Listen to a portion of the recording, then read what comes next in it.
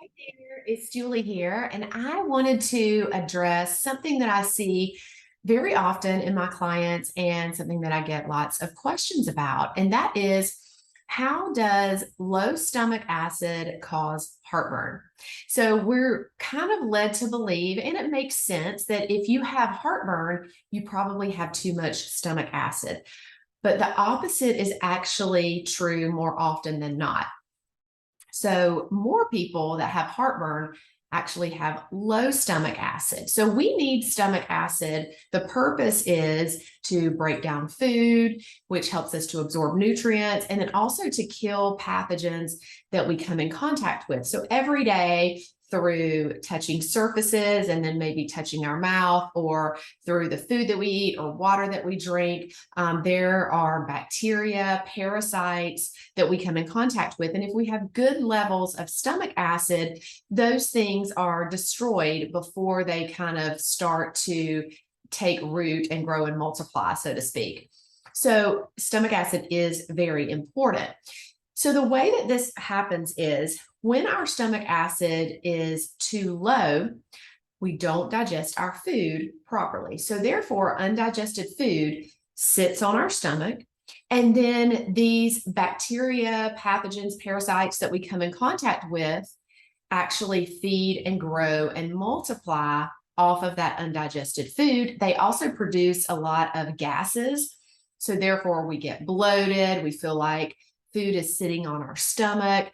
And that causes the acid to reflux back into the esophagus. And any amount of stomach contents that come back up into the esophagus is going to cause symptoms of reflux or that burning sensation because the esophageal lining is so delicate. So your acid level doesn't even have to be high, really. If food contents and acid does come back up into the esophagus, it's likely to cause symptoms. So, what are some signs of low stomach acid? Well, first is that you're having heartburn. That is, and it's really kind of counterintuitive. Hopefully, what I just said made sense. But, we're, as a society in traditional medicine, we're given these medications called PPIs, proton pump inhibitors.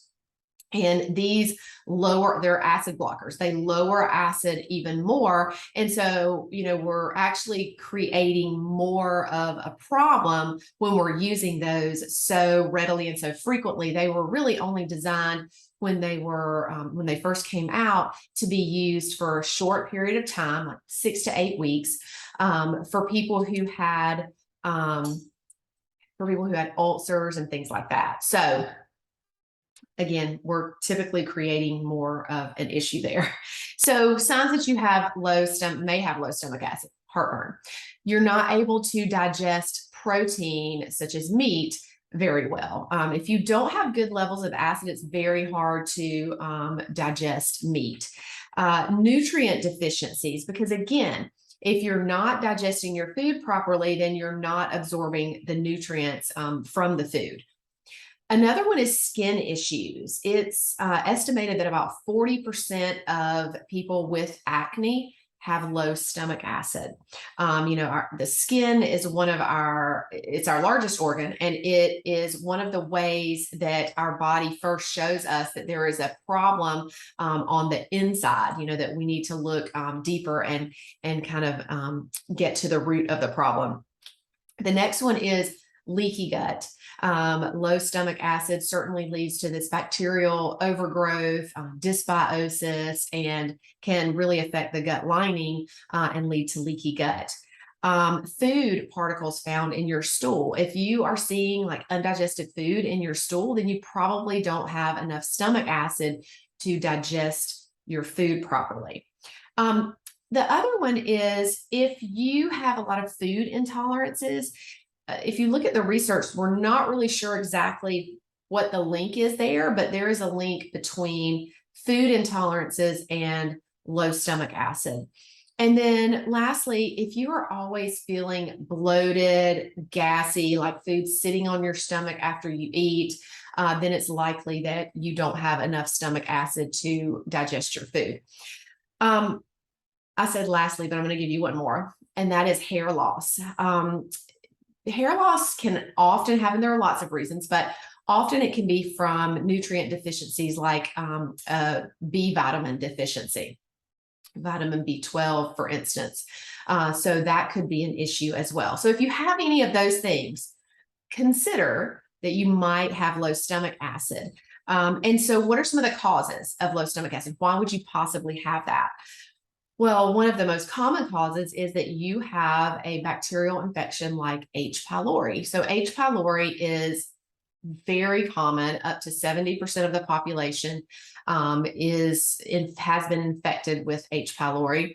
And it actually causes our body to produce an enzyme that causes low stomach acid. So almost everyone that I see with H. pylori has signs and symptoms of low stomach acid. And the real fix for that is to get rid of the H. pylori, restore the normal flora, good bacteria in the gut, and heal the gut lining. Stress is another one. Stress causes our body to produce less acid, so it causes low stomach acid. So that's really important. This is another one that I see probably H. pylori and stress would probably be the top two. Medication, certainly if you're taking antacids, proton pump inhibitors, that will certainly, of course, lower the acid. Aging, we don't produce as much stomach acid as we age. And then finally, if you eat a diet that is high in sugar, especially refined sugar, that has been shown to lower stomach acid. So think about these things. Think about, do you have any of those signs and symptoms? Do you have any of the potential causes? And hopefully this helps you to understand why stomach acid is important, but also how heartburn can be caused by low stomach acid. So if you have any questions, just reach out to me and I will be happy to answer them. Have a great day. Bye.